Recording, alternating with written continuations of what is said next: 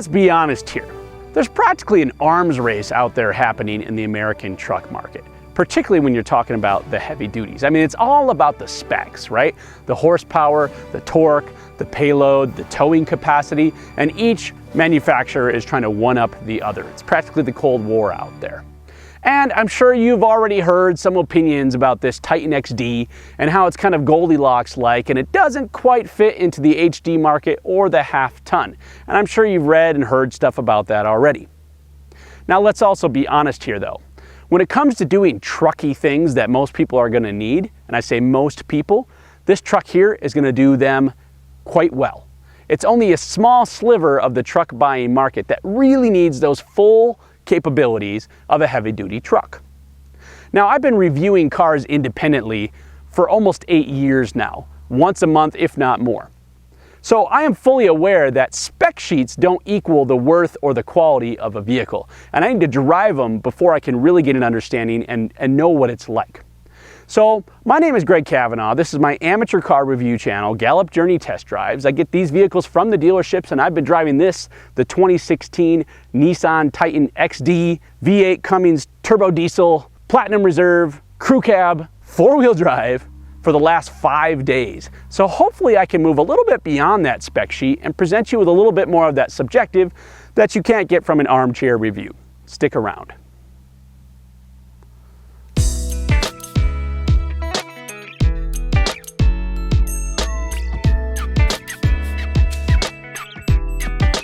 So the Titan XD has, yes, raised a little bit of controversy in many areas, but I would argue probably mostly in terms of styling. Now, styling is a subjective thing. Let me make a point though here. If you look at Nissan's entire lineup, their vehicles have been pushing the envelope in terms of styling every time they come out with a new one. I recently drove the Maxima, and it took me a little while to kind of get used to it, if you will, but I actually really grew to like the styling on that. You look at the Murano, the Juke, these are heavily styled vehicles. Now, if you look at the Titan within the context of that lineup, I think it starts to make a little bit more sense. Now, I've openly admitted in my other reviews, I am not a fan of the giant grills and how that's becoming so popular. The whole bro-dozer movement is just kind of not my thing. Diesel Brothers, whatever, Sparks Motors, hey, do your thing. I love your show. But this is just not for me. I prefer to keep things a little more understated, and I just don't need the grill of my truck to do the talking, if you will. However, if that's your style, the Titan's got you covered because they put the most egregious chrome grille they could on the front. Now you match that up with some, really nicely styled lights, and it actually is a fairly handsome looking front end if you're into that style. Now, I think the place that this has received a lot of controversy as well is this, people claim this is kind of too much of an F-150 ripoff here in the shoulder line, the way the front of the window drops. I would argue that functionally, in the same way I really like it on the F-150, this just makes too much sense not to do it. It really helps with a truck in terms of visibility and maneuverability and just feeling like you can see better out of the truck. So I don't know if you can claim they copied it or not because functionally it makes so much sense. So I'm going to side with Nissan on this, that I'm glad they did that. Now this is the Platinum Reserve, so it's all blinged out. If you look at the rest of the truck, moving your way back, I think it's a very handsome truck. I really like these 20-inch wheels. I mean, they are a bit much for trucks these days, but it's becoming the norm. I like the two-tone paint, the chrome accents. It works. So I think it's a handsome truck, and I'm also getting used to the front end. So comment below though and let me know what you think. Well, like any modern day crew cab, the space back here is very big. So no issues for all you guys who are out there who are over 6 feet, as I keep hearing about on YouTube. Something I wanted to point out though is the Sierra and the Ford both have basically completely flat load floors back here underneath the seat. The Titan does not. Under seat storage back here, but then what they do, which is kind of clever, kind of cool, is they have this little, I guess, shelf or parcel shelf you could call it, which you can lay out flat, and then that gives you a pretty wide and obviously pretty long area where you can put in some pretty good sized stuff. So that really helps make this space more usable, because I've always complained about this under seat storage making this load floor uneven and therefore getting rid of the usable space back here. So that, in my opinion, is kind of a nice little feature. Folds back up, and there you have it. So a couple features worth noting back here on the Titan It's emblazoned everywhere. You can't not know this is a Titan once you see it. These slow release tailgates are, I mean, once you've had them, you'll never go back. Some people complain, oh, what are you, you know, you're not a real man or whatever. It's like it's a luxury feature. Once you've had it, you can't deny it. Super light, so easy to operate. Now this one has the Titan boxes. If you weren't sure they were the Titan boxes, it's emblazoned on the side of them. And they're these cargo boxes that sit on top of the wheel wells here. They add a little bit of in-bed storage that's still enclosed. They're not particularly deep, and they're gonna really work well for things like ropes and jumper cables and chains and maybe smaller tools like a hammer and stuff like that. You can't fit a shovel in there, I don't think. I didn't try, but you still have a full 48 inches there, or a sheet of drywall, a sheet of plywood that you can get between there, which is fine. So that's not really reducing a lot of storage in terms of that. You can see there in the bed, you get the standard gooseneck mount for towing, which helps with, you know, basically it's taking that weight off, cantilevered off the back of your hitch, and you're putting it in the center of the bed. And obviously it gives you more maneuverability with a gooseneck trailer too. Very popular around here in the Southwest when it comes to horse trailers. What's also interesting is back here, there's these two little cargo spots, and underneath this one is an AC outlet. There's also one in the back seat of the cab as well. So that's really handy if you want to run anything that doesn't run off a cigarette lighter without an inverter. You know, whatever, power tools, stereo, kegerator, whatever you're into. So that's kind of nice as well. Some pretty nice little features. Some people do like and some people do not like the bed rails in terms of mounting system for tying and latching stuff, but it's there and it's not really taking away from anything, so I wouldn't argue about it. So anyways, a few cool features out back. Oh, by the way, this is an over 6 foot bed. It's a 6 foot 4 inch bed, I believe, not the standard 5'7". You get down to like a half ton. So that gives you a little bit more cargo capacity as well.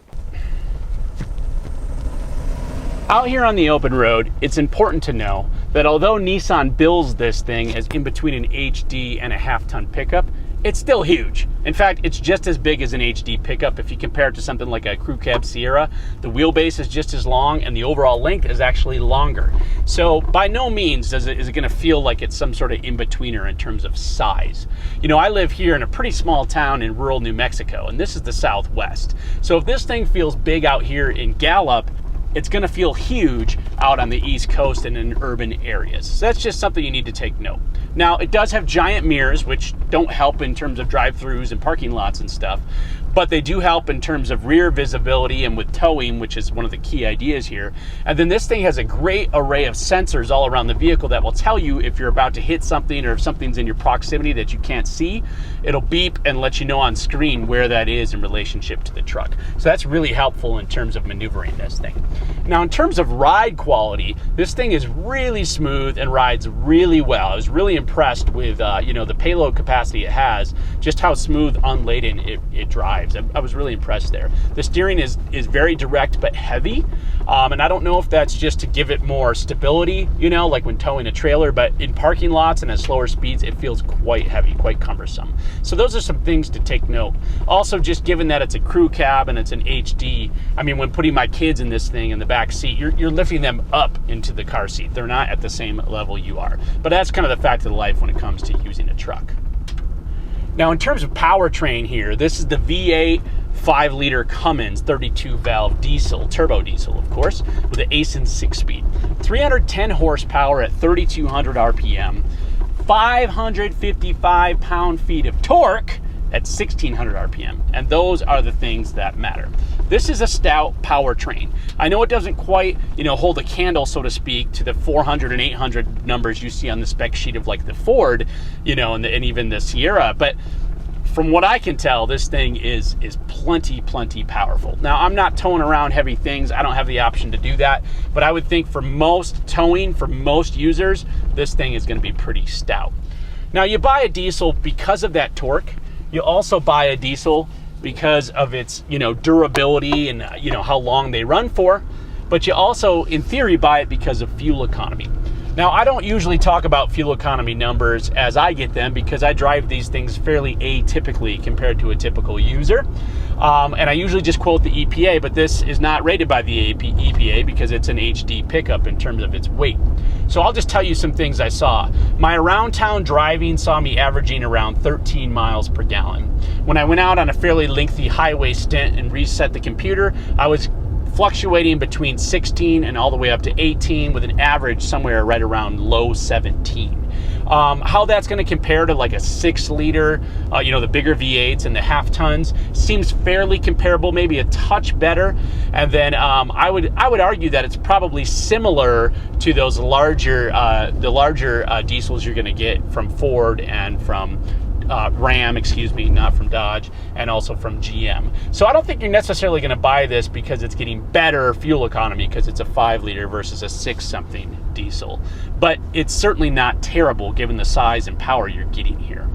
Now, I did notice that this thing seems to need a little bit more tuning yet. I can't tell if it's with the 6-speed itself or if it's with the throttle tip in. But, I came down to the bottom of my street, which is on a hill, and I went to pull out, and I went for kind of half throttle just to kind of smoothly pull out, and there was nothing there. And I don't know if that was some sort of weird fluke, a weird glitch, and that'll work itself out. It almost seemed kind of pre-production-y in terms of the way it worked. But, there's something to note there that this powertrain doesn't seem completely vetted, I guess, to me. And that makes sense as it's new. It's new from Nissan, and it's not going to be, as well finely tuned and worked out as the big three in terms of their diesels and their automatics. So there's something to note there, and it's worth a test drive to see if you notice. All right, so let's talk interior. This is the Platinum Reserve, people. It's awesome.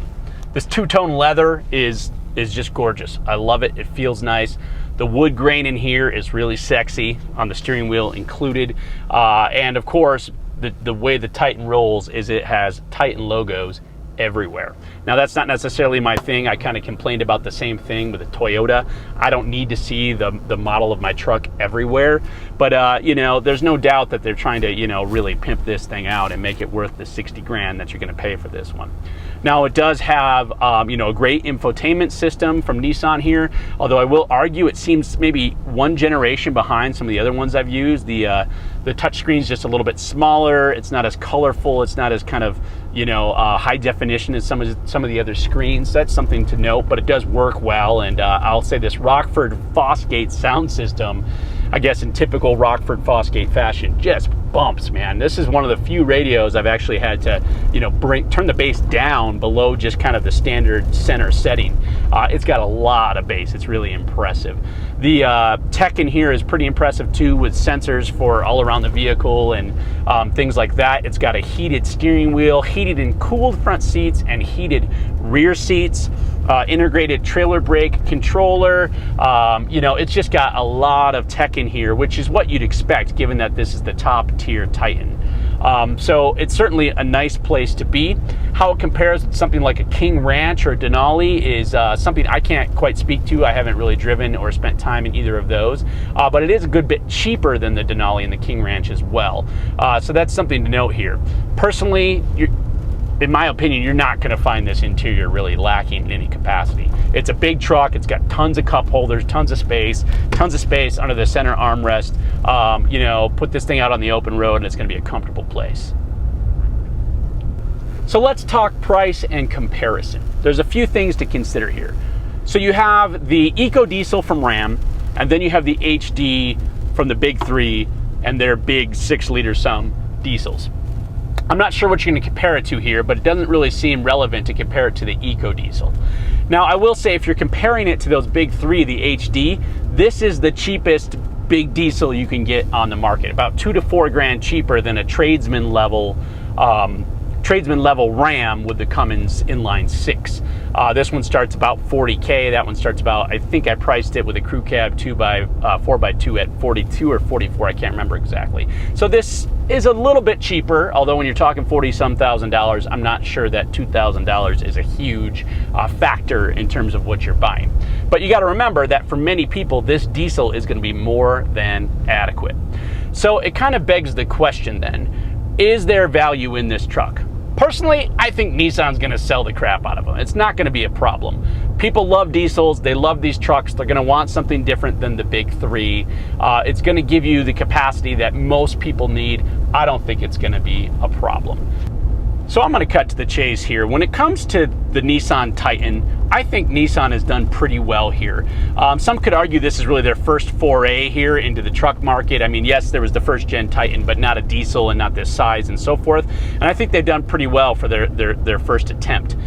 You know, people are going to argue, as they always have lately, that the price and the spec compared to an HD model, but I'm going to argue what I said at the beginning, and that's simply that when it comes to truckish things, this thing is going to do the truckish things that 90-some% of users are going to need. So if you're in the market for a big truck with big capabilities and a big price tag, the Titan is worth checking out. So as usual, I want to give a big thanks to the dealership that let me drive this for a few days. Ed Corley Nissan of Gallup, New Mexico. Thanks to Lou and all the folks over there. I mean, they just got these in. They're practically pre-production. It seems like they just came out. So I'm excited that I got to drive it. Big thanks to you guys for watching, liking, subscribing, sharing, commenting. Adios. Send it off. Nothing like a good butt shot for YouTube. Clickbait. Do something funny.